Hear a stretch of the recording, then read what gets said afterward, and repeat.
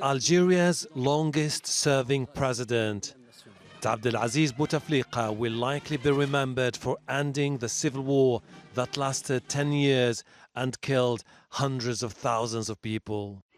Bouteflika won praise for restoring stability that led to an economic boom and major development projects across the country. He also managed to hold the country together during the Arab Spring.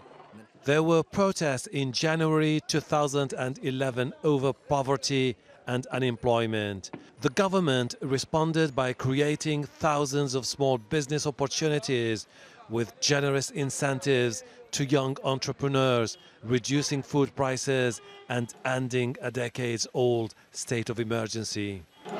Despite this, riots continued, a sign that not everyone was happy with how Bouteflika ran Algeria. Bouteflika is considered a national hero by his supporters.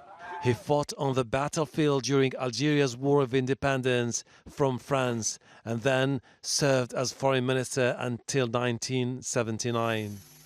In the early 1980s, he was accused of corruption and went on a self-imposed exile. The charges were later dropped, and at the end of the civil war in the late 1990s, he won an election with the backing of the military.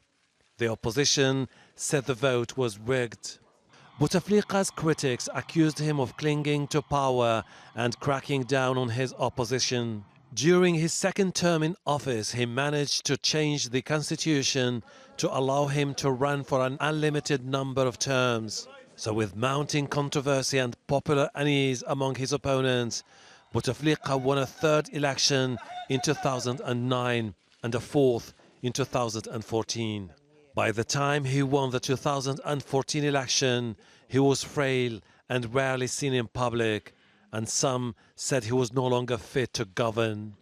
Western leaders considered him an important ally in the fight against armed groups in North Africa. Bouteflika had a zero tolerance towards those groups, and the heavy-handedness linked to that approach sometimes cost civilian lives. In 2013, 30 foreign workers, including Western nationals, were killed when Bouteflika ordered the army to storm a gas plant in the Algerian desert.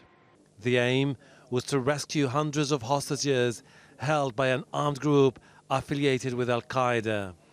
But critics believed Bouteflika could have saved lives had he negotiated a safe exit for the civilians or planned his counterattack more carefully.